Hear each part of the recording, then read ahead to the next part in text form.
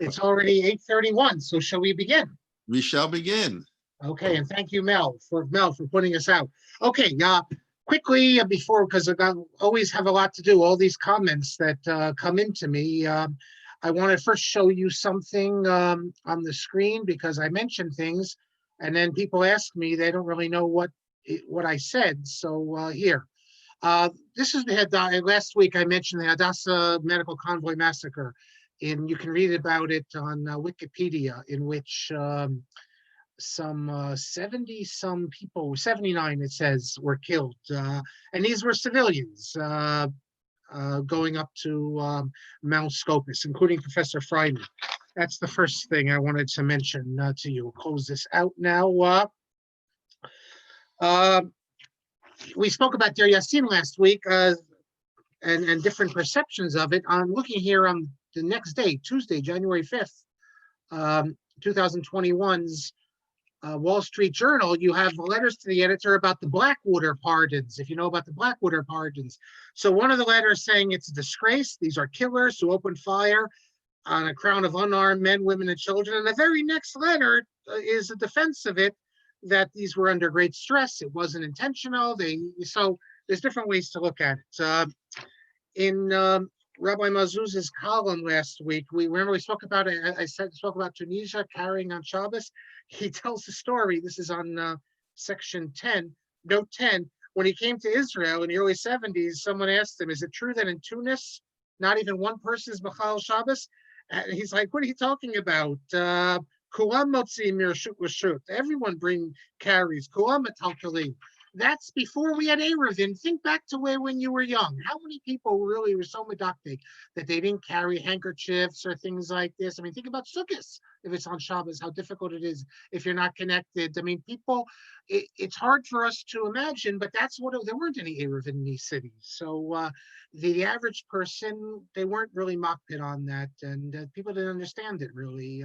They thought this was something that the rabbis did. So, but they didn't have to. Okay, now I want to say something before I return to two more things. Okay, this I have to say this. I could have said it another time, but I'll say it now. This takes us back to the very early class, where apparently I made a comment. Well, I did make the comment that I think it's very good that our kids in the modern Orthodox world learn to lane. In the Haredi world, many of them don't learn to lane.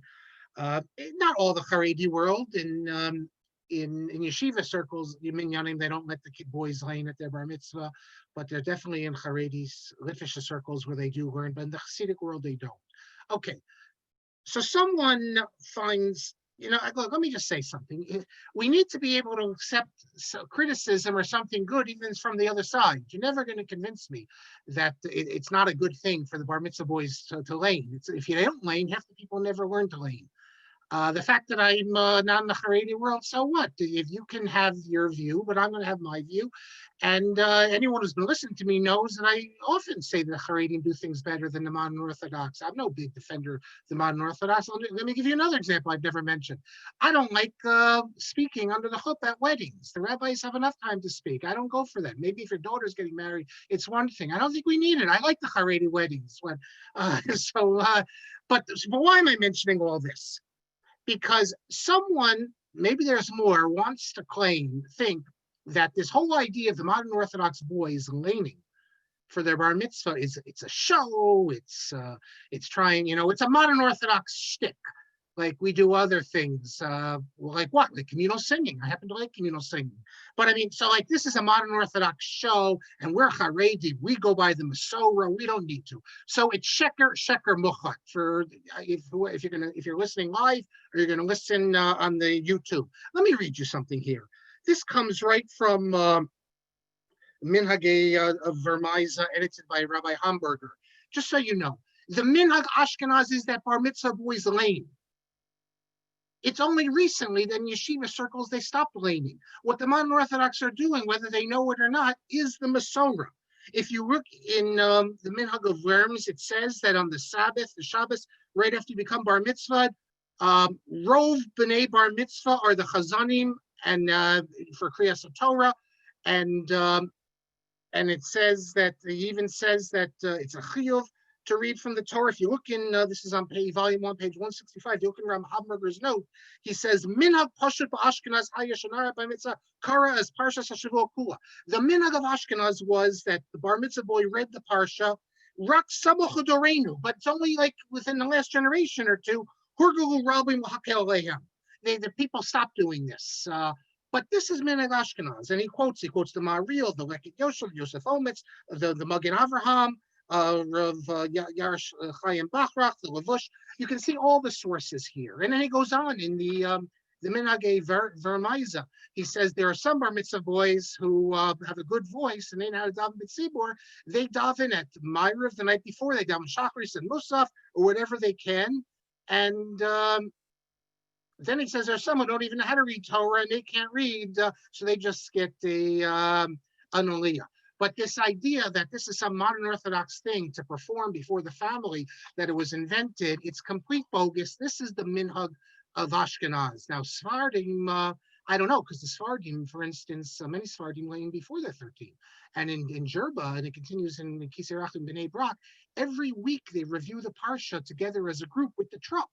So they remember the whole Torah with the truck. So they don't need to be taught. I don't know about other places in the Sephardic world, but this is just to get it off my chest. This is this idea that this is a show put on by that's minhag Ashkenaz, that the bar mitzvah boy will read his parsha, or at least some of it. Ruvain from Paris. He wants to know, we spoke about last class, Talmid Chacham, how it's in the construct, but he says, but if you look in the Gemara in many places, it's clear that they're not using it as a student of the wise, they're just using it as a scholar. Yes. Today, the word Talmid Chacham does not mean student of the wise. If you are an autodidact and you never had a Rebbe and you learned all by yourself, like sort of like the Chazon Ish never went to yeshiva. All of his learning was pretty much on his own. Really, all his serious learning was on his own. He's still a Talmid Chacham. The word today means Torah scholar. In fact, if you were translating a text and it says Talmid Chacham, you have to translate it as Torah scholar. If you translate it as student of the wise, that's really, it's an incorrect translation. But it originally goes back. That's where it comes from, the student of the wise. Ruvain from Paris, and also Rabbi Leib sent me things about Rav Tzadok, who also has the view of the Lubavitcher Rebbe last week, at least originally, of the Rav Shneur Zalman, not to answer questions dealing with mundane things, although they both also pointed me out to similar sources. You can find this also in the journal Hechel Abesh, number 26, where it shows that Rav Shneur Zalman of Ladi, he was prevailed upon by his Hasidim. He didn't want to answer mundane questions, but as put by the Lubavitcher Rebbe Menachem Mendel and Toras Menachem, pages 127 to 128, that although he didn't want to do it, the people pushed it. The people still wanted answers to their everyday questions. So what can you do? If the Hasidim want, you have to give it to them. And one final thing before we return to pick up where we left off. Actually, two more things. I promised Robert I get to this. So let me say, remember we spoke about Uber? Uber Eats, is it halachically permissible? Well, in the Jewish link, because you're carrying non-kosher food from 2 weeks ago, Rabbi Chaim Jachter, he's been on Torah in Motion. He's a rabbi in the Shul in Teaneck, and he's written a few svarim. He's an Ashkenazi, of course, rabbi of a Sephardic shul, though. I first met him when the last time the Rav gave his summer kolo, summer of 1985, where I was there. You had a number of, Yair Khan was there, late Rabbi Joshua Hoffman, and Rabbi Jachter. And Rabbi Jachter was the one who drove the Rav back and forth. And on a number of occasions, because he needed someone, I went with him. And that's where the questions that I record that I asked the Rav, the famous ones, before Nefesh HaRav, I was the one who asked him about Thanksgiving. It came during those trips back and forth. But he has an article in the Jewish Link, and he discusses what we did. In fact, he mentions Ramosha Feinstein, that there's no problem at all. Moshe Feinstein explicitly permits transporting kosher items. He quotes Ravad Yosef as saying that it's permissible, but it's better not to. I don't see where he gets this. I'm looking at Ravad Yosef right now in his when he did the Kaf HaChaim that he added the extra pages on to in Simon Kuf Yud Zayin. Ravad doesn't say that at all. He just says Nira Iker Kadas Hamatiri, before Kid. So, okay. But then he says, there is especially room to be lenient since the Rashba writes that the prohibition to engage in business with non-kosher food is due to concern that one may eat it. However, this concern hardly applies to an Uber Eats driver who jeopardizes his job if he eats the delivered food. So based on this, we conclude there's no problem with Uber Eats. He then later gets into, well, what maybe it's a lifnei iver, which I guess could be it. He concludes that you probably shouldn't do it unless you really need the money, because I guess that would apply if you're in a Jewish area. There's according to some, it's a rabbinic prohibition to give someone something that's they'll violate, let's say they'll eat non-kosher, even if they can get it without you. But what I want to mention here is, because the major point, I think, is he says, despite what I just told you, he says as follows, which is just completely bizarre. After saying the Rashba that you can be lenient because you can't eat the food. You're the driver. You don't own it. You're just transporting it, which Moshe permits from Ravadia. He says, nonetheless, I heard that customers occasionally grant permission to the driver to eat some of the provided food. Thus, the Rashba's concern might very well turn out to be relevant to the Uber Eats driver. Now, like I said, this is bizarre. This is completely false. There's never, ever been a case where an Uber Eats driver was told by the person they could eat the food. Quite apart from the fact you don't know that the whole thing of Uber Eats. Now, you don't know who's delivering the food, whoever delivers it. But is there ever such a person who would tell the delivery person, you can have some of my French fries or take a bite of my hamburger when you're delivering it? I guess in theory, if it's a guy who works at the pizza shop and he's your buddy and he's always the one who delivered, you might say, yeah, you can have a slice. But I mean, this is not, halacha is never decided. We used to, in yeshiva, sometimes we'd ask about these far out cases, and they'd always tell us, halacha is not decided by a far out case like this. It's decided by, so yes, if you're at a place and you're working at a non-kosher place and someone calls up and he's your buddy and says, deliver the food and you could have a bite of it, maybe then you couldn't. But the idea, like I said, it's bizarre. There's the idea that, the Uber Eats driver is given permission by the customer to start chewing on the food as he's delivering it. Never happened. Okay. Let me just say 3 more minutes before we pick up, because I do have to say something. Many of you commented on last week and the tour. Incidentally, those who are interested, the new edition of the tour got a. If you're interested in the tour, it's like 22 volumes, and it's been out maybe 15 years or so. It divides the Beis Yosef, the tour. Very nice, very easy to follow. Okay, what do I want to say before we just 5 more minutes? In response to many questions, I looked into things. I found all sorts of interesting things. Incidentally, I don't know if Marc's with us, but I found the Chasam Sofer in. He speaks about. You can find this in Mamarim Chadashim on Parshas Vayetze. He wants to know, because he's looking at the Yaakov's wedding to Leah as a halachic marriage. He says, how could it be a halachic marriage? It was Kiddushay Tos, because he didn't know who he was marrying, like sort of what I said last week. And he says that when he saw she got pregnant, though, then he didn't want his bilaso to be bilas nus. He didn't want it to be immoral sexual relations. So therefore, ex post facto, he accepted it. And a number of sources, I just looked on Otzer Chachma, a number of people comment on the Balaturi, and they're all, it's shocking. They're saying that had he not said it, we couldn't have said it. I'm not talking about the hitting her. I'm talking about the idea, hifkira atzma, that, to use that language. And I found Rav Vosner in Shevet HaLevi on the Torah, Parshas Vayetze. He also picks up with this. He says, "Tamua, how could you say this about Leah?" And he develops the idea that Yaakov, what does it say? First of all, he says, what does it mean that Yaakov hated her? There's different types of hatred. The Gemara, there's Chumash speaks about, if you see the donkey of an animal carrying heavy stuff of the person you hate. And the Gemara says, what does it mean you hate this? You have to help it out. What does it mean hate? It doesn't mean hate like we think of. It means if he did an Aveira, and therefore you have reason to feel negative. So he develops the idea that Yaakov thought that a negative thing about her. And not that he hated her per se or anything, but he saw a certain pagam in her. But then I want to get back to the question that about the hitting her, which and next week I'll explain this about the what I mentioned, that it was the proof that Yaakov was drunk from the psukim at the wedding, which incidentally, if you look even at traditional commentators, we see them saying it. Hillel Mansfield writes that the word, the root from Aleph Nun Hey, he tries to bring all sorts of examples where it refers to something specific.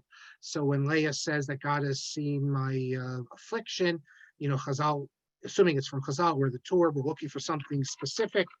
But the big thing is that I was trying to figure out last class. I was looking for the Aderis, if you recall, and I couldn't find the Aderis. And it wasn't the Aderis I was looking for. It was actually Rav Aryeh Leib. And Rav Aryeh Leib, who continues, and I found it even by myself in the Bereishis Rabbah. If you look in Bereishis Rabbah, in Parshas Vayishlach, right at the beginning, it already speaks about, why it says Dina went out, and the way she was dressed, that led Shem on. And they say that Leah, when she went out to meet meet Yaakov, it's in I'll read you the pasuk here. Hold a second.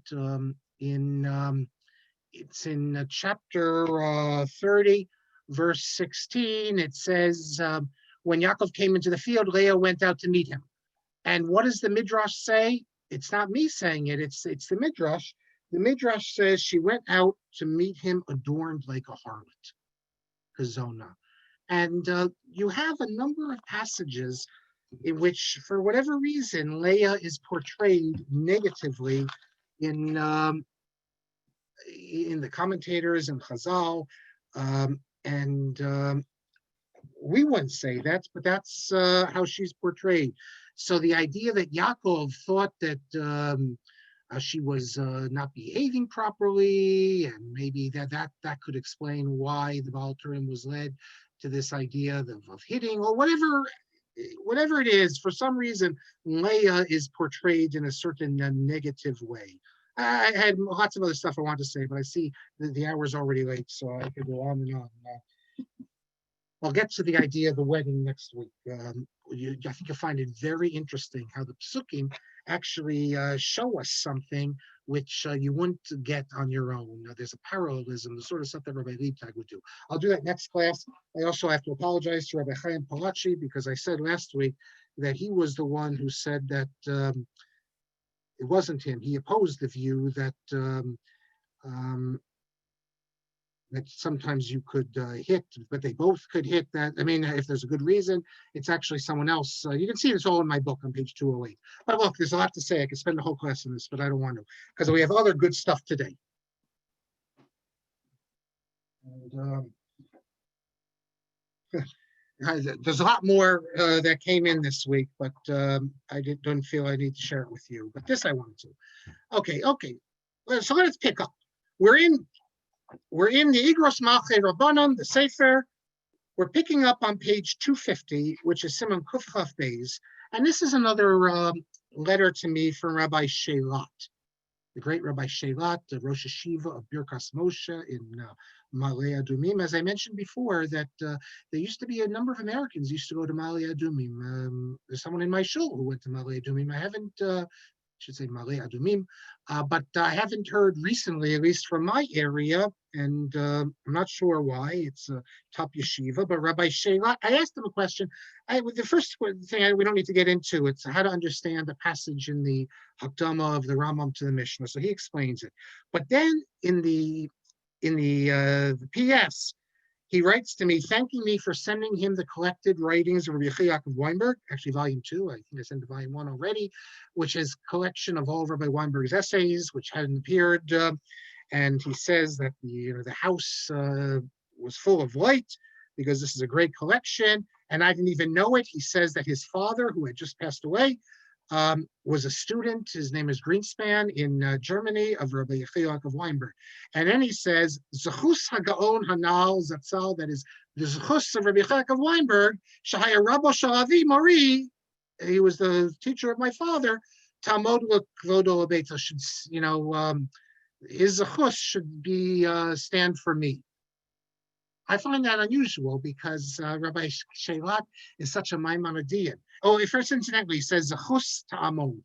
We usually say Zayin Yud Aleph, Zechuso Ya'amod, because Zechus is the sort of word that in modern Hebrew, it's feminine, but if you look in medieval Hebrew, they use it as masculine. It's one of those words that could go both ways. But if you look at Rabbi Kafech, well, what does that mean, Zechuso Yagenu?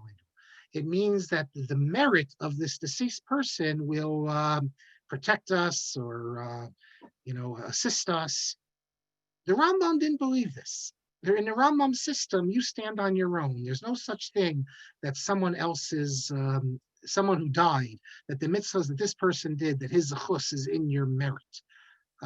There's no such concept for the Rambam. So if you look at Rabbi Kafech, he never says zechuso yagen aleinu. What he says is, about the Rambam or anyone else, he says, Zechus limud Toraso yagen aleinu. That is, the merit of studying the Torah of this sage will, actually, he's not, I don't know if he's 100% consistent, but he does say that, what's the Zechus, the merit of studying this Rambam's Torah, that will stand us in good stead. But Rabbi Sheilat, who's the greatest Maimonidean scholar of our time, succeeding Rabbi Kafech, he had no problem saying Zechus Hagaon Tamod Lichvodo Ubeso. Okay, that's that. The next letter, number 123, is to this individual. Let's get you up on the screen here. He passed away at the age of 98 in July of COVID. His name was Shmuel Ashkenazi.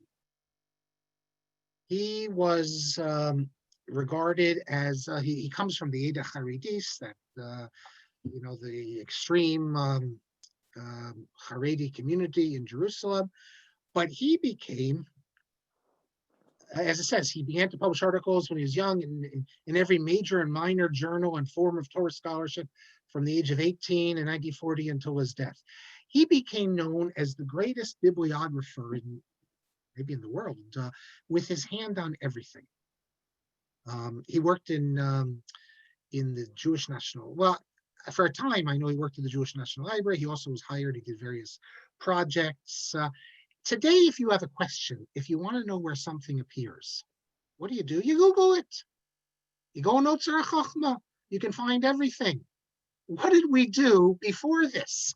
How did you, if you wanted to know who discusses this and who has the answer and where is this found? There was a few people in the world you could turn to. One of them was Shmuel Ashkenazi. I don't even know where I got his address from, but I started sending him questions. And wait till you see what he replies and the generosity of spirit. And it's not just me. They published the end of last week 3 volumes of his letters. He kept track of every letter he ever sent. And the letters we're going to see now are included in there from all the top scholars of the world, because everyone turned to him, religious, non-religious, it didn't matter. So in an era before you could search, and even when you could search, he still was invaluable, because he's the sort of person that knew everything about everything. So we'll see a few letters to him. In Simon Kufchav Gimel, I wrote to him a question. The sort of thing that today I just would go on Otzar Chochmah, plug in the words, and I get the answer immediately. But this is taking us way back to the early 1990s. My question was that you sometimes see a reference to a based in Mem Vav Shin. What does that mean, Mem Vav Shin? Today, like I said, I've written about it already. You can find what I wrote all about it, but I didn't know what it meant. And how am I supposed to know what it means? It's not like I have an encyclopedia, Mem Vav Shin. You have to know there was a time when you needed to know which person you could ask. If you had a question about one thing, you asked them. The question about another thing, you asked the other person. A few well-placed questions. I remember once we were in we were studying something from the Ron, Rabbi Nissim, and Dr. Professor Bernard Septimus's class. And in the notes, in the Feldman edition, he says I can't remember if he doesn't give the right explanation or he says, I don't know what this means. And Professor Septimus said he didn't understand this comment. I think it was, he says, I don't know what the source is, what it means. He says, because Professor Septimus knew what it meant. So he said, a few well-placed questions, he would have been able to solve that. So when he was preparing the edition of the Ron, okay, you could have asked Shaul Lieberman, you could have asked Professor Toshma. I mean, there are these people who like have everything at their fingertips in this area. So, and by the way, these people are still very helpful. Not that I'm at their level, but some of you like to send me emails. So I try to do my best to answer, because at least in a couple areas, I have my hands on lots of things, and it's all a joint effort. What we can help each other. So what does it mean based in Moshe, Memvav Shin? That was my question. And in particular, this was used about the based in of Prague. Prague, the Irvaim Israel, as we say, a great Torah center. Well, before I tell you what Memvav Shin stands for, well, actually, let's do that first, and then I'll tell you why this is significant. He explains to me that this is the Beis Din in Prague. The base Prague had a major Beis Din and Noda Yehuda. He talks about the history of what this is and how it's unclear what it meant. Everyone knew that the Beis Din of Prague was the Beis Din Moshe, but even Shir, Rosham Yehuda Rappaport, who was the Av Beis Din in the Beis Din Moshe, he didn't know what the word stood for, and people have given the letter stood for. People have given all sorts of suggestions. It actually means Morashava, which seems to mean that that everyone in the Beis Din is equal.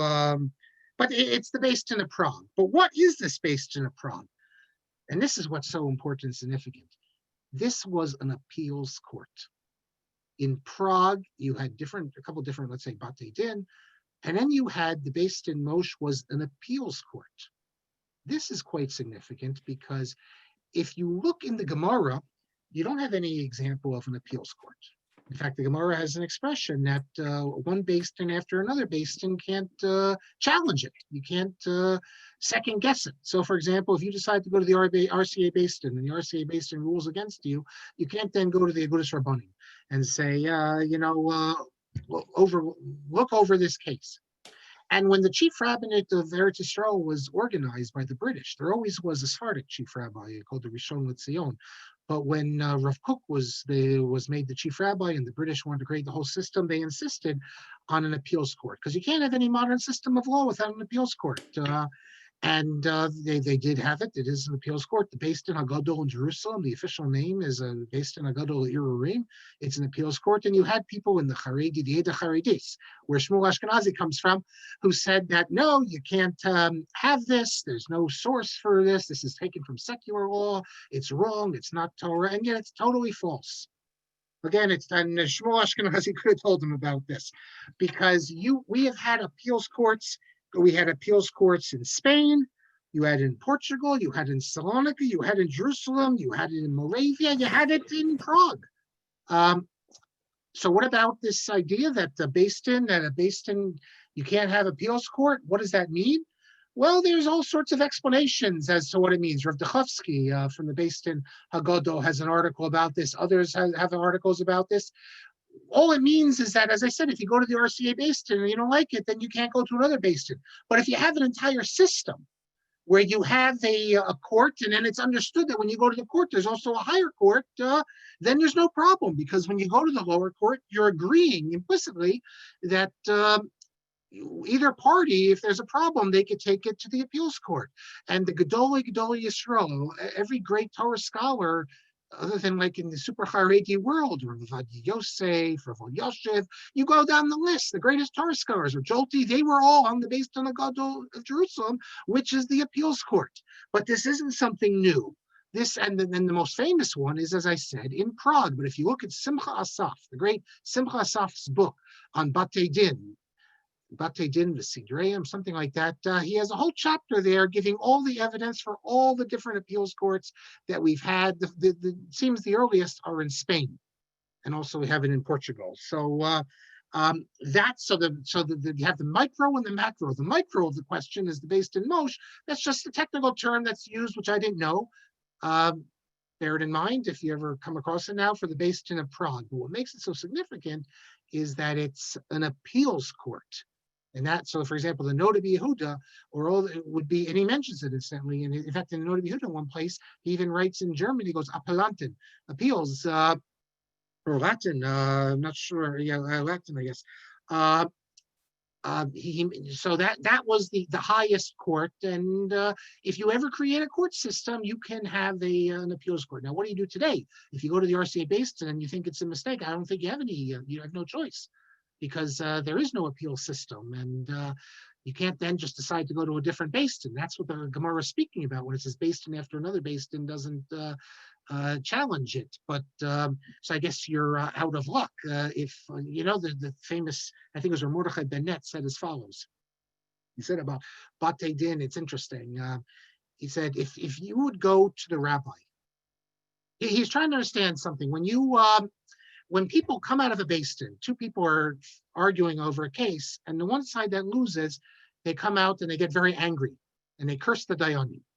And he asked the question, but what's going on here? If you bring, let's say, a chicken or even something much more expensive to the rabbi, and the rabbi examines it and he can't find a way to permit it, so he tells you, you can't use this, and you end up losing a lot of money. People, at least in those days, they accept the halacha. They don't curse the rabbi out. They understand. That's the halacha.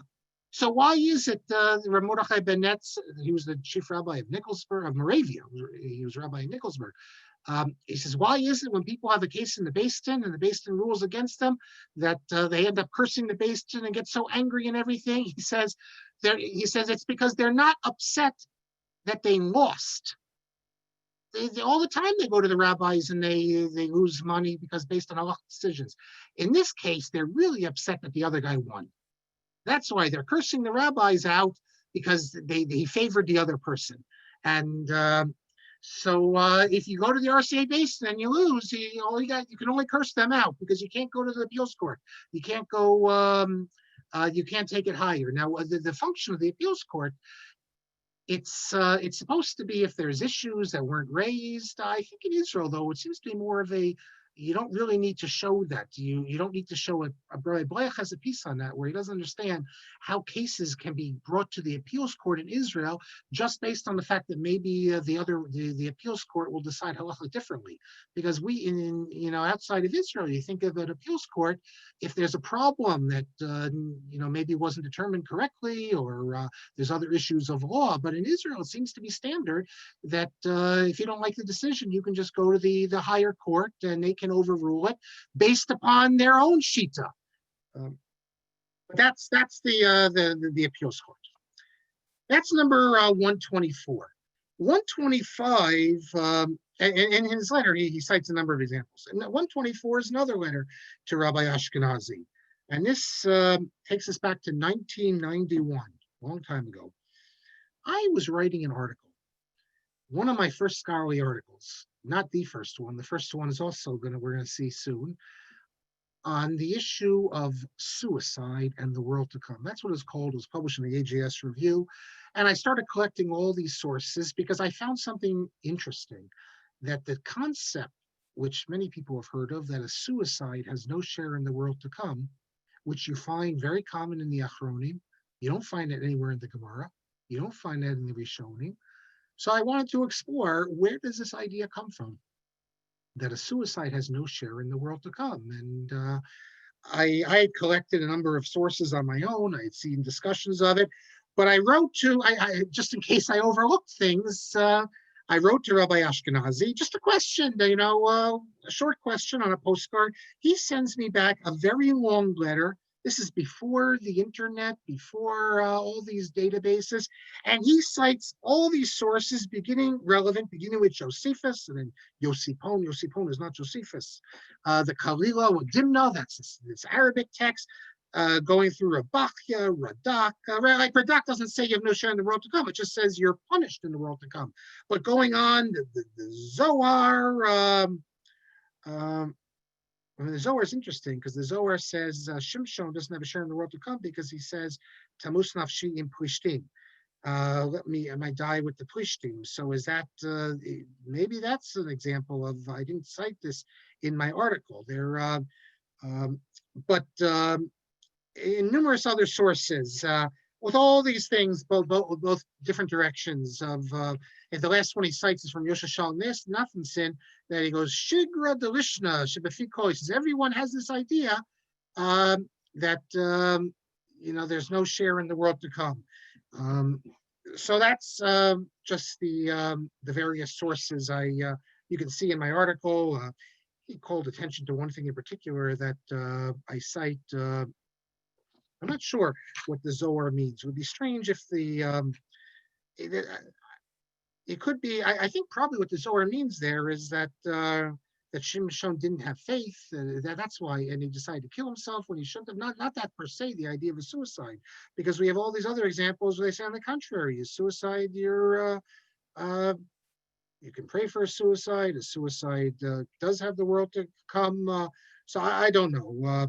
When I do my collected essays one day and I put them all together, I'll revisit these passages. Some people say explicitly that suicide has a world to come, has a share in the world to come. But there's nothing like this explicitly, at least in the Gemara. So that's Rabbi Ashkenazi. He's and you'll see in the new volume, the 3 volumes, that's what everyone's doing. Everyone's writing to him, asking him, do you know this? Do you know that? These sorts of people who know everything in their head, they're less valuable today than they used to, but they're still, you're never going to find everything, even if you have access to all these great databases. The Bekiyut is not as valuable as it used to be because everyone can find sources. So now it's the question of what you do with the sources, and what about sources that can't be located on Otzar Chachma? And still, there's a skill.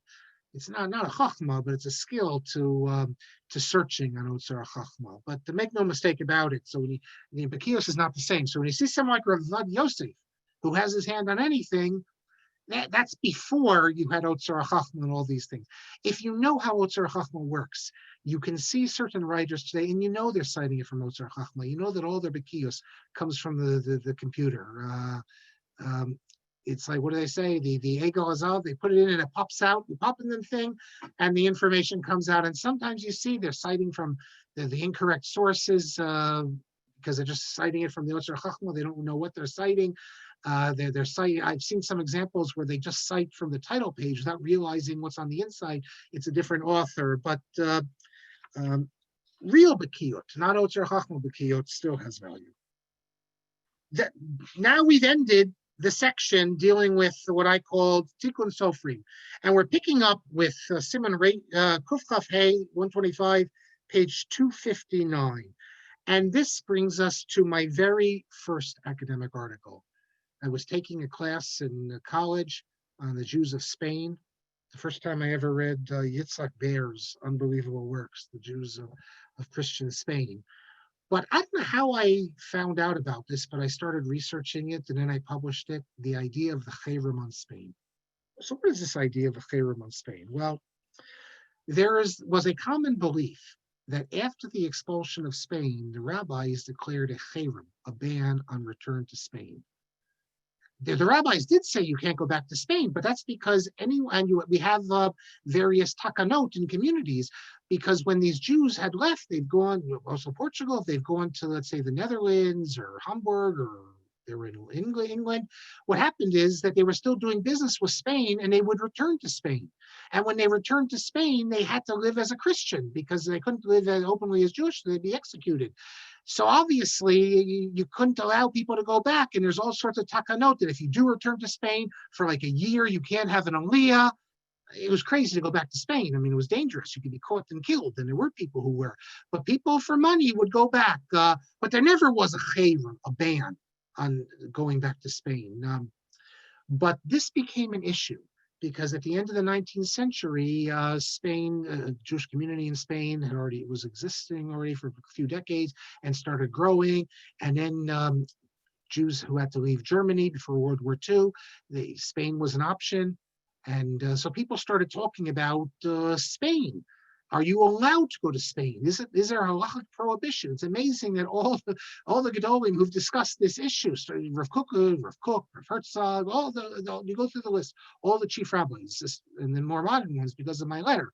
And then after the Holocaust, there was also discussion for the simple reason that there were those who wanted to declare a ban. He said the rabbis should declare a ban on living in Germany, a herem. And they said, just like the rabbis declared a ban on living in Spain, they should declare a ban on living in Germany. Rabbi Yaakov Weinberg was even asked, should we have a herem on living in Germany? And he said, no, you can't make such a ban. People need parnasa. There's reasons to go.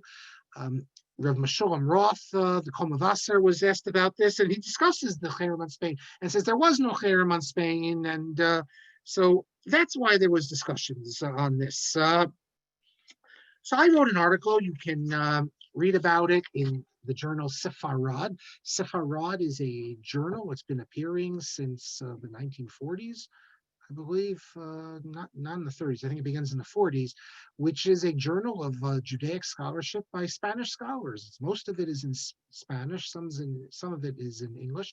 There was a chair from, I think it's 1915, of Jewish Studies, University of Madrid, Avraham A.S. Yahuda.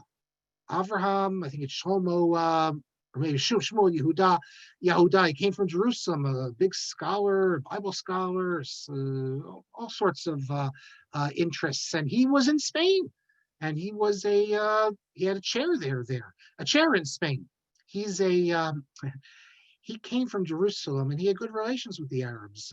He was, I think he was Baghdadi, I believe, or I'm not sure which community he was. But he thought that the Zionists messed everything up, that the Jews and the Arabs could have got along together. Chaim Weitzman wrote a book, Trial and Error. Yahuda wrote a reply, Dr. Weitzman's Errors on Trial. But Yahuda, he wrote a book on Egyptology, trying to show that you can see from the Torah the recognition of Egyptian civilization, which means that it had to have been written in Egyptian times, because you can't have a work written, let's say, 1,000 years later you have all these Egyptian words in let's say in Shmos, Egyptian terms and names. Pinchas, for instance, Merari, there's a lot of Egyptian stuff. Now this has to preserve authentic memory, because otherwise, if you're writing it 1,000 years later, you couldn't have this. So Yahuda's book, I didn't check if it's on Google.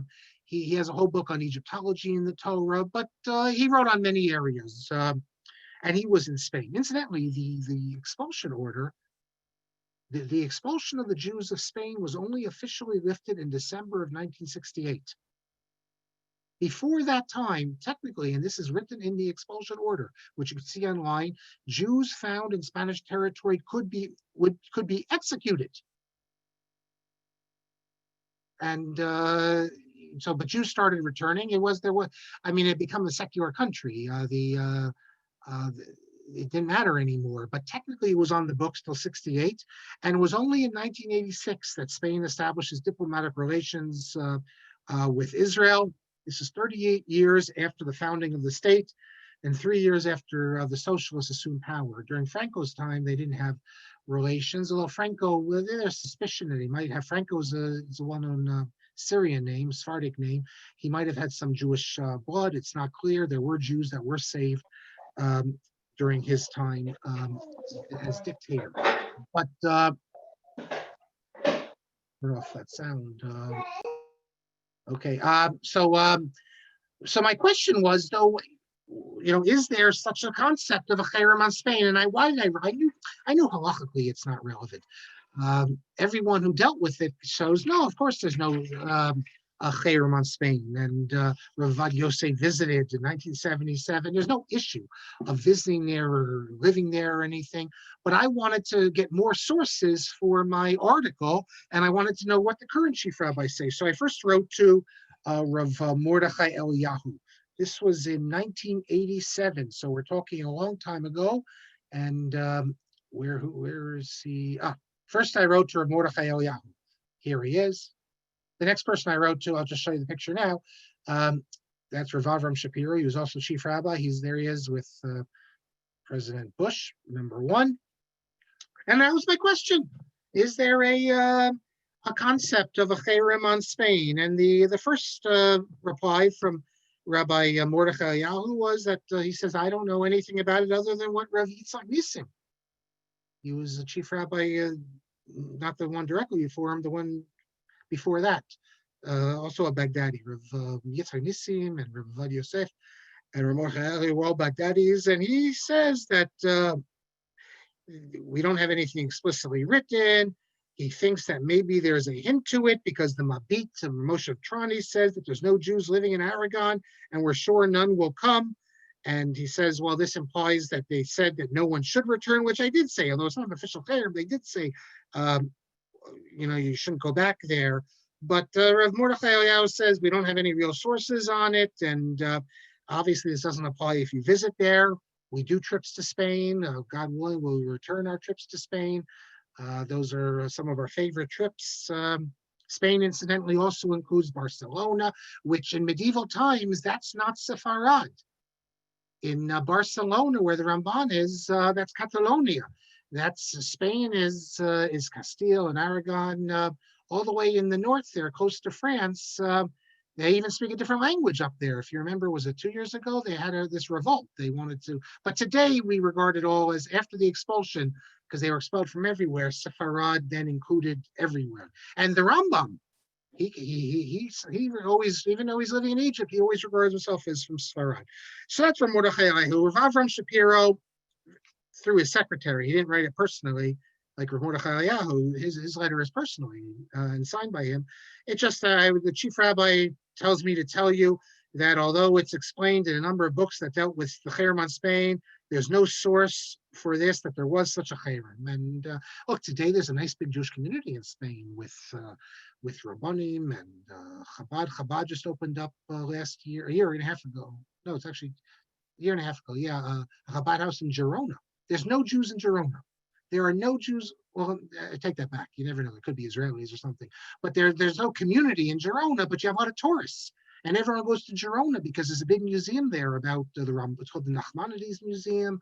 And it's the center of Jewish mysticism. So for all the tourists who come, they walk by, they'll see there's a Chabad house. So you go in and he says that there are Jews who live in like surrounding towns, a Jew here, a Jew there. There's always Israelis wherever you go. So like they'll have holiday services. But we had our lunch there in the Chabad house in Girona. But you're all invited to come. And I'll tell you something about Madrid, and then I'll share it with you next week. Actually, in Madrid, let me share it to you next week because I don't want to get off topic. I'll make a note of it. Something you can eat in Madrid that we can't eat until recently, you couldn't eat in America. So I'll get to that next week. I want to take you now to the next responsum, and this is Kuf Chav Zayin. We're getting along. We shall finish one day. Page 260, and it's to this rabbi. New figure. You are looking at Rabbi Chaim David Halevi, Sephardic chief rabbi of Tel Aviv. Before that, as I recall, he was in Rishon LeZion. He's the author of many works, most famously, I don't know how many volumes, you have to check. It's called Asela Harav. These are responses that he wrote, but they were like simple, in simple language, without going into many pulim, but they were quite popular. He also wrote a volume called Mayim Chaim Tshuvot. He wrote like a Kitzur Shulchan Aruch of sorts, and he was an important person in the public, in religious public. He was a Mizrahi person, fascinating figure. He is the subject of a biography, actually. This work by father and son team, Rabbi Marc Angel and Rabbi Chaim Angel, Rabbi Chaim David Halevi, gentle scholar and courageous thinker. As it says here in the description, he served as Chief Rabbi Tel Aviv, influenced by the profound and compassionate teachings of his mentor, Rabbi Ben Zion Uziel. Rabbi Halevi represented the best in the Sephardic tradition of Judeo-Spanish Sfaradim. So what what does that mean? Represented the best in the Spanish tradition? Well, as opposed to the worst. What I mean by the best is that he represented the old Sephardic mentality of tolerance, of openness to secular knowledge, to wide-ranging curriculum, to the poetry of Spain, to parshanut, to the various commentators, to the Jewish thinkers, the Jewish philosophers, and also Kabbalah, but not Kabbalah in the sense of magic and these guys who go around who can read your palm and give you a bracha if you pay them. No. Kabbalah as a Jewish theosophy, as a repository of Jewish wisdom and moderation. Rav Chaim David Halevi, that's a theme in the book of the Sephardic rabbi of old, who the entire community went to him.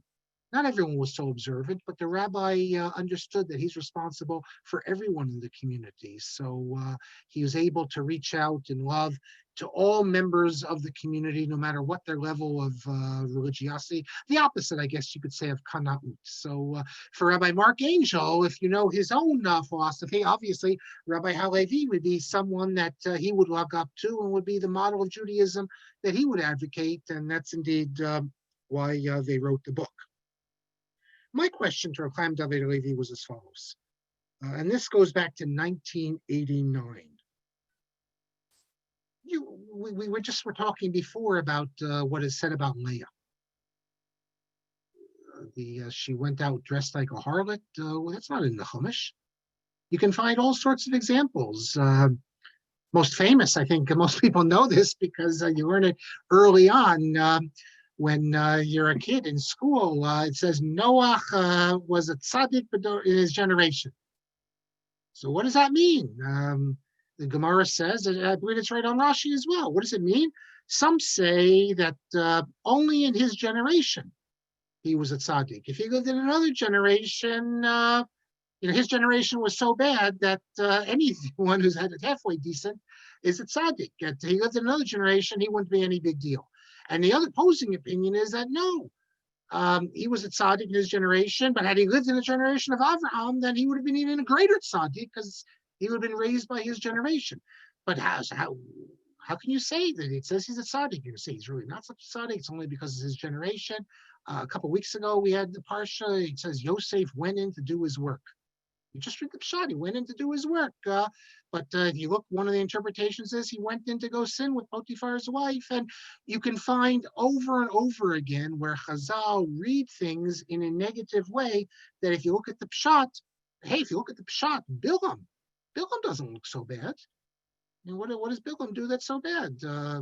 He says these wonderful things about the Jews. When the people come to him, he says he can't go with them to Balak. He has to sleep on it. And even Esav, for that matter, if you just read the pshat, Esav doesn't come out looking so bad. Although Esav's different because, as I've already said before, I think some of the midrashim that make Esav look so bad are not necessarily speak about Esav, but are really like Esav is the representative Edom for Rome or later the Christian Empire, or maybe even as David Eisen reminded us a few weeks ago.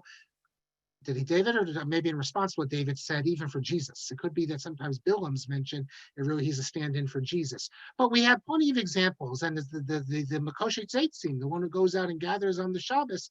So is that Tzlafchad? So someone says Tzlafchad, and the rabbis, and the response is, well, wait a second, the Torah didn't say this.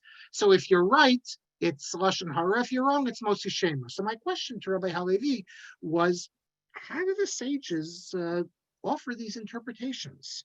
Because if the Torah doesn't tell us this, why is this not, it's Lashon Hara? Well, I said Lashon Hara, but I mean, technically Lashon Hara doesn't apply, according to many at least, if someone's not alive, but it's defaming someone's character. It's another problem, even if it's not technically Lashon Hara.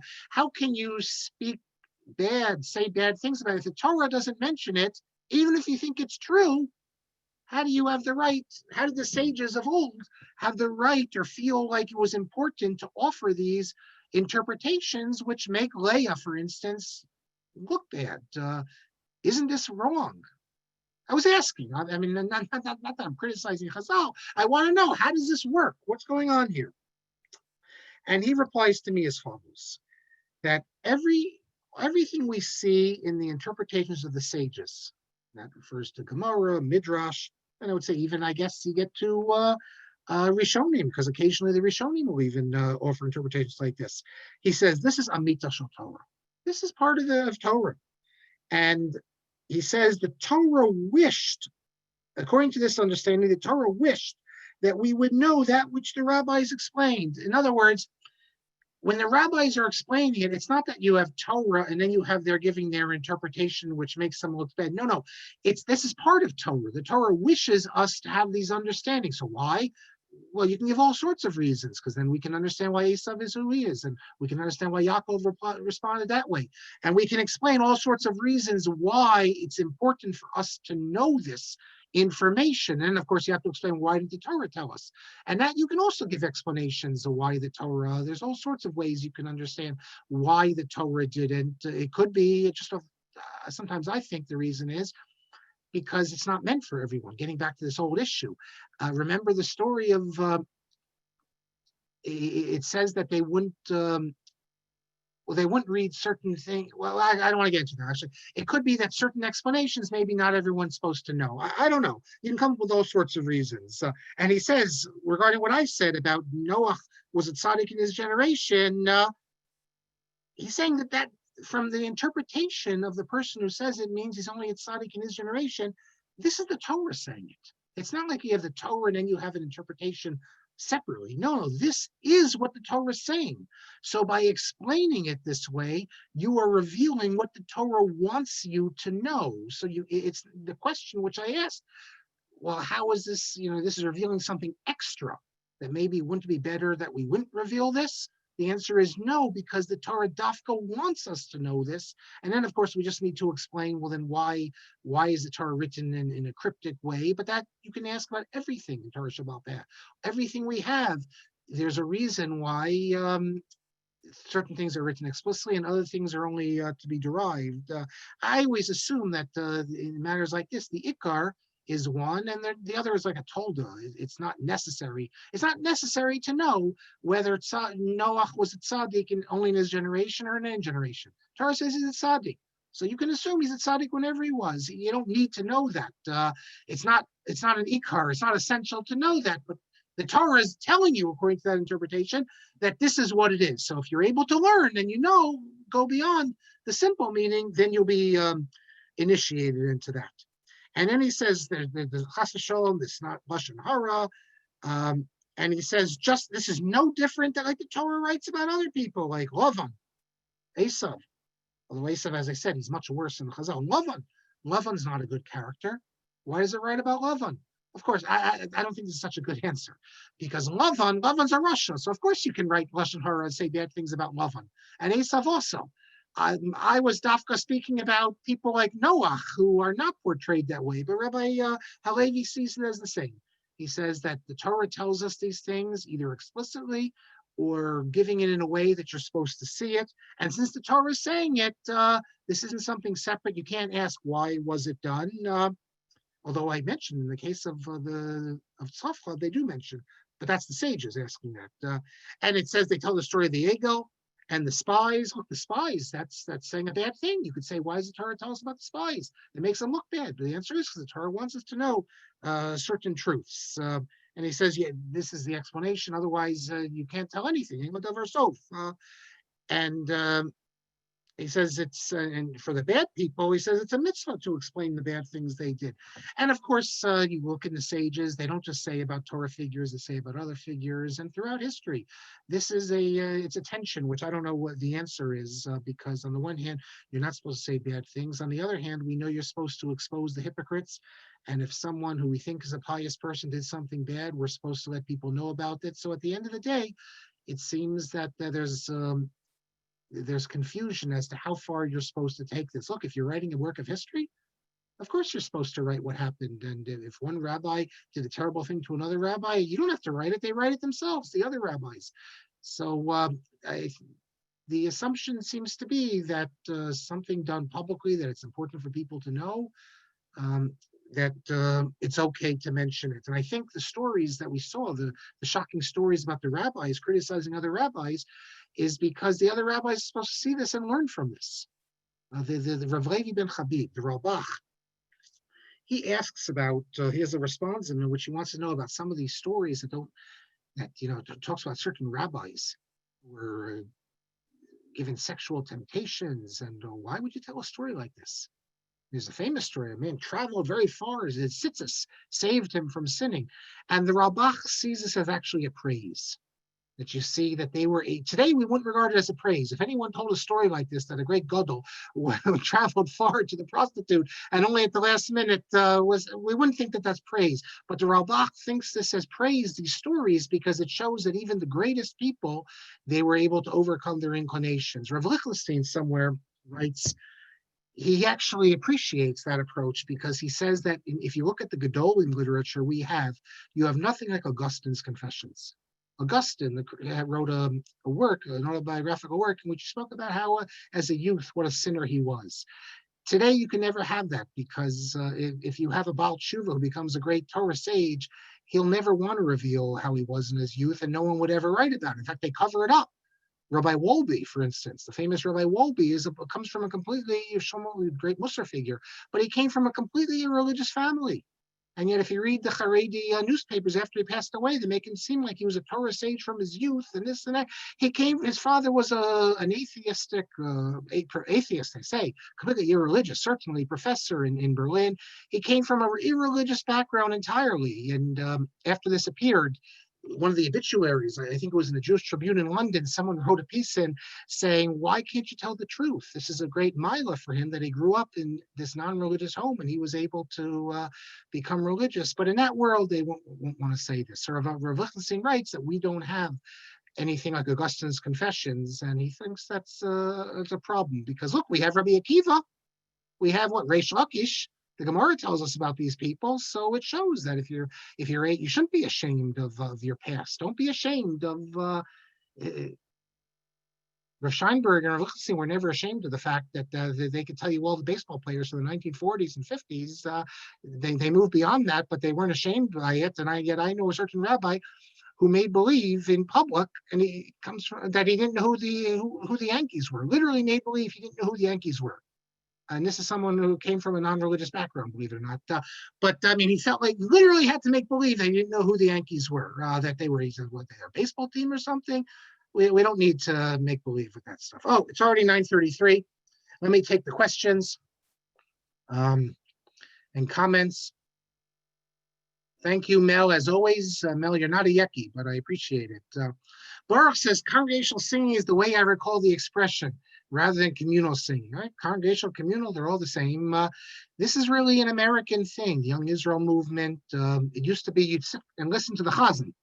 And whenever you're in those shuls that have the chazan, my sense is you're not supposed to do anything. You're supposed to sit and listen to the chazan. But the way we have it today, where we sing, if you go to Yeshiva Shminyanim, even for a Chadoti, who sings it? The chazan will sing it. Then you mumble, I guess, between sections, between each little section there. You take the Torah out of the ark, you don't say bay. So this is important, and this is an American thing. It's not really traditional, but a lot of things in Europe, they didn't do it, but today we do it. That explains, incidentally, why there's been a backlash in one area against this.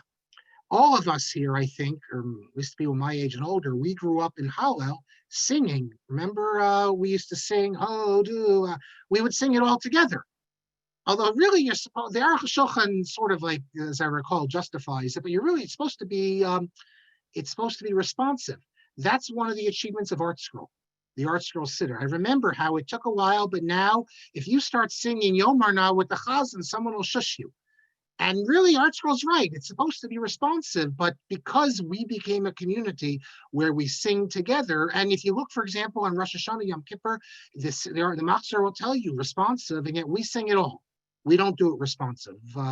So I don't know really if there's any difference. We do a lot of things where they tell you responsive, but congregational singing is vital in the modern Orthodox synagogues. You need that. Susanna says, I don't get it. Learning to lane is a valuable skill. How would all the backyard minyanim function without multiple people who can lane? You're always going to have people who can lane. The question is, does every kid need to lane? My friend wrote to me. I asked him about this just today, my friend in Lakewood, who his son did learn to lane. He says he gave the reason as to why. He says that in yeshivas, they don't allow young boys to lane. They have an issue with the fact that many boys don't lane correctly or lane by heart, or lane it by heart. In other words, not reading it. You're always going to have people who can lane. There's always, or generally, you'll have someone who can lane. The question is, does every kid need to lane? And often they don't do very well. Sometimes they make a lot of mistakes. Rav Nachum Rabanovich, he said that you don't need to correct the bar mitzvah boy because it's embarrassing to him, and the busha, the embarrassment to him is worse because there's shitas that you can, doesn't have to be perfect laning. So he thought that for a bar mitzvah boy, because there are sometimes you have the bar mitzvah who makes a lot of mistakes. So. Susanna says the Yemenite minhag is to lane your aliyah when you're called up. Well, that used to be, everyone used to do that. The Yemenites will lane before they're 13. They can lane at 7, 8 years old. They used to. So today you're saying they still. You can lane if you know it. I've told the story a number of times. Well, I did it a couple of weeks ago, more than a couple of weeks, Bereshis, because that's my son's bar mitzvah parashah, and I taught it to him. So they called me up for the mafter, so I said I can lane the laning the mafter also. But I've told the story a number of times, and I still regret it. And since we have people from looking out and from Boston, this happened at Kadima Taras Moshe, so you could tell them. Once I was there for Shabbos visiting, and it was Parsha Zachor. And they gave me parshas. I was doing they gave me the mafter, and I told them that I could lane it, and I laned it, and I laned it perfectly. And how did I do that? Because my parshas kiseitse, so I know parshas zachar. But later I felt guilty about this because they're probably thinking later that I'm like some expert. I know they just call me up out of the blue. I didn't know I was getting mafter.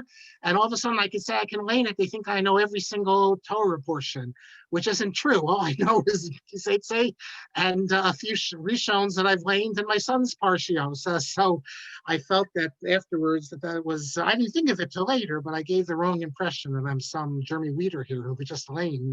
We all know people who could lane the whole Torah. My neighbor growing up was the older man. My friend's grandfather would lane every week. He knew the entire Torah by heart, but that's not me. Baruch says, Midrash says Yaakov was 84 when he married. Yes, and there's a Midrash that speaks about Leah as 22, but there's another source that speaks of Rachel as 13. I think Leah, as 13 or 14. I'll get back to drunk. You'll see, I'll show you next week.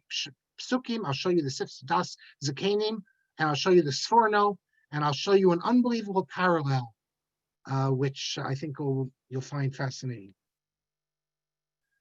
Ellen says in the story of Dudaim, Leah and Rachel are portrayed negatively by the Midrash. I don't remember Rachel, okay, we'll get Baruch, save the drunkenness next week, and wait till you see what I say. Howard says he davened in Moroccan family minyan, and he received an aliyah, and they could not understand why they didn't want to lane the portion of the aliyah I received. Well, they were then pretty learned because I'm in Moroccan shuls when we go to Morocco, and there the average person doesn't know how to lane. But if you know how to lane, certainly you should lane. When we were in Morocco in January, 1 year ago, they gave me an aliyah, and he asked me, do I want to lane it? And I said no, but I didn't know the laning. What am I supposed to do? But Mark, if I can say, the trip when we went to Morocco the summer before, when you stayed in the hotel and a bunch, we went to the shul. So that was in Israel. They were like a parsha ahead. You remember that whole thing? So they had a whole discussion. They said, okay, they were going to do also Balak. I think they did Chukat. And then they clapped on the table and they just called the guy. They pointed to one of the Moroccan people. He just came up like out of the blue and he just laned the entire parsha without aliyahs, nothing. So even now in Morocco, the people know, at least some of them know how to lane without warning. That's in Marrakesh, not in Casablanca. Casablanca, right? That was in Marrakesh, of course. If you grow up doing the old Sephardic way, where you do each parsha with the ta'amim, then it'll be much easier for you. Um, Someone asked me why my articles are not on academia. I haven't yet got a chance to do it. Uh, Barry says there was a conference on Jewish medical ethics and debate in Le'ela. Le'ela was the journal that was published by Jews College. It's like the English Torah Journal in England, between Fred Rosner and Rabbi Jacobovitz about speaking at this conference, where Dr. Jacobovitz cited the Takanot of Hanover, Germany, that if someone returned to Spain, he could not receive an aliyah for a year. Very nice. So he did not want to speak in Germany, and for one day when Jacobovitz spoke, conference moved outside Germany. That's actually mentioned, this not about the Hanover, but in his discussions with Michael Shashar, he mentions that he didn't want to go into Germany, and I believe it mentions that about the conference moving outside Germany. But today, Germany it's the only community in Europe where Jewish population is growing. It's there's yeshivas there and there's communities. So, but Jacobovitz himself, I mean, he comes from Germany, his family, his father was a dayan there. It was much more, I guess, personal and close to him not to go there. And he didn't tell other people not to go there. There's Jews living there. I understand that people don't want to go. And we haven't had a Germany trip since the first two, but we would like to have another one because, as I've said before, if you're not going to go to all the places where they've killed the Jews, Germany is just more recent. But they did it in England, they did it in France, they've done it all over, unfortunately. And Barry says that his mentor, Rabbi Marc Angel, introduced me to the writings of Rabbi Halevi, as he told me that you and Ashkenazi should understand the true Sephardic thinking. And really, it comes from Rabbi Uziel, because Rav Uziel, who was in Salonika, he carried on this Sephardic approach of openness. I guess that's the term. And yes, Rabbi Kelman says Rabbi Halevi was the first major posek to say smoking is forbidden, and then later many, many others. In fact, today, I don't know, do any real major posek say it is not forbidden, but making of a gadol was banned? No, I don't. Making of a gadol was banned because they told about the authentic stories, supposedly authentic, in which not all the rabbis came out looking so great. So this rabbi had a temper, and this rabbi had negative feelings about someone else. Rabbi Kamenetsky in the introduction says that he thinks that we can respect these gadolim more if you see them who they were. Shmuel says in many yeshivas they sing L'cha Dodi. I did not know that every yeshiva I've ever been to, the chazan sings and you're supposed to mumble the other paragraph. Okay, coming to the end. Rabbi, yes, Baruch reminds us that beginning tomorrow, Rabbi Kelman will mention it, the expert laner. I mean, he's not the only expert laner. There's other expert laners, but he's I like him very much, and he enunciates certain things that other people don't. And you can see him on YU Torah, Rabbi Jeremy Weeder. He was the, if I'm not mistaken, the Israel Bible contest winner, right? World winner or something. Yes. And he's different than the other Rosh Yeshiva in that he has a much broader sense of certain aspects. So I encourage everyone. Okay, congregational singing in America was innovated by the Young Israel movement to increase interest in davening for American-born youth. As I said, yes, we can thank the Young Israel movement for this. In those days, the Young Israel movement, though, they didn't want rabbis. They actually, Mordechai Kaplan, one of the founders of it, but they thought that rabbi, it's sort of like kibbutz dati in Israel, that the young generation, what do they need these rabbis for? These European type of rabbis, and they wanted to have shuls without rabbis. You wonder with all these COVID minyanim, where they're running through it fast without the rabbis, all these people are telling me they like it. That's sort of like what the Young Israel was, that, you know, if you had a shiloh, you'd ask the rabbi, but they didn't want to actually daven every week with the rabbi, with the sermons and the this and the that. So we'll see whether when COVID's done, if people are so happy returning. I think it's a problem. Someone in my town was mentioning that they're worried that after this happens, people are going to continue their minyanim, but then it'll be like, then it's a problem because then you're making a break with the community. But I believe it was the Young Israel, Susanna, where they began with the singing, but it's not, again, in Europe, you didn't have that. You had the chazonos. Did I lane zecher with just a series? So it's a good question you asked, because what I did is as follows. It's become, I'm very attentive to this because it's my parashah. So growing up, whenever you laned timche as zecher amalek, timche as zecher amalek. You just repeated the 4 words. Chabad, by the way, only says the 1 word, zecher, zecher. Somehow, in the last 20 years or so, it's become now that you have to repeat the whole pasuk. And if you don't repeat the whole pasuk, they'll tell you you have to repeat it. It's become the halacha, even though I think for the Rav, actually, he in his opinion, he repeated the whole pasuk, but others, I think for Moshe and others, said, no, Dafka, you're not supposed to do the whole pasuk. You're just supposed to do Timcheh Zecher, Timcheh Zecher. I did just Timcheh Zecher, Timcheh Zecher. But later I told Rabbi Halpfinger that I don't believe you need to repeat it at all, because the Masorah in Europe was only to say Zecher, not Zecher, Zecher. Of course, the Sephardim only say Zecher, but they don't say distinguish Zecher and Zecher. It's all Zecher. But this is the influence of the Mishnah Brura that we repeat it. In Europe, before the war, it was pretty uncommon. And if you go back 200 years ago, it was basically unheard of. But that's the minhag. You can't argue with City Hall. So, but at least when you do Kiseitse, you don't repeat it. Only on Parshas Zachor. In our shul, they repeat the whole 3 psukim. They don't. I've never heard that before. Come on, you're pulling my leg. I'm not pulling your leg. I'm not pulling your leg. They rate the whole thing. Once with Zecher and once with Zecher. Okay. Yeah. Well, that's what we call tircha de tzibura. I agree. By the way, and I'll end with this.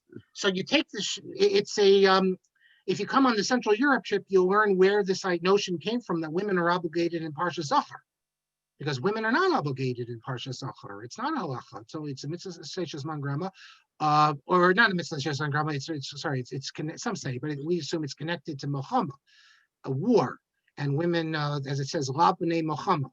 They made a big joke a few years ago because, the Haredim who don't want to go to the army were saying that we're not soldiers, we learn Torah. So the big joke going around was that they should be putter from Parshas Zachor because they said we're not Bnei Milchama. And that's the reason the Sefer Chinuch gives why women are not obligated. But it's become the minhag for women to hear it. It goes back to Rav Nosson Adler, the great Rav Nosson Adler we spoke about a few weeks, has now become very popular. Although Rav Menashe Klein goes off about it. He says, who ever heard of this in Europe? He thinks it's like feminist. But Rabbi Aaron Felder, who we spoke about, you saw me in a picture with him. He records in his Sefer, and he's a Talmud Milka Ramosha, that Ramosha was very opposed to this practice of taking the Sefer Torah out after davening and reading it a second time for the women, because it's not a halacha, and if they're not there, we don't just take the Torah out stam. I really have to say I don't understand this point of Ramosha, and the Rav didn't have an issue with it because you're allowed to take a Torah out to read it. We take a Torah out for the Bar Mitzvah practice. You can take a Torah out to learn.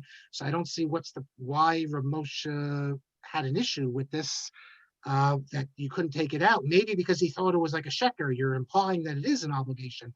But Ramosha did not believe in taking the Sefer Torah out to read for the women a second time, precisely because they're not. But that's not the minhag. Okay, and thank you. And just to end, Mel says that they do sing in Lakewood, in his Sunshul, they do sing L'chadodi, but not Keladon. And yes, the conservative synagogues are very worried because now you can live in Florida and still belong to your shul in New Jersey on Shabbos because you can go by Zoom. That's going to be the real impact on the non-Orthodox synagogues. Okay, there's going to be mergers. I have a good friend that works in the conservative shul. He said conservative shuls will be merging. Anyways, yeah, lots of changes coming. Hopefully we'll get there soon. Let's get there first, please God, soon. But anyways, thank you. Tomorrow night, Jeremy Weir's the third of our 3 shirim tomorrow. It's not a shir how to lane, of course. I think people understand it's a shir and how the Tamei HaMikra, how the laning helps us understand the pshat and how the Tamim developed, etc. You can see on the website, I'm sending out an email later, the 5 classes, each one is going to have a specific topic on Tamei HaMikra. So I do encourage you to come. For people who are Balei Kriya, they should for sure come, but it's of interest to everybody, I think, and it's an important topic, and it's an understudied, topic. The people don't know what does psuki mean, and like how does the parshanut of a pasuk, or how does the tamim actually help us in the parshanut? So that's tomorrow night, 8 p.m., 8 o'clock.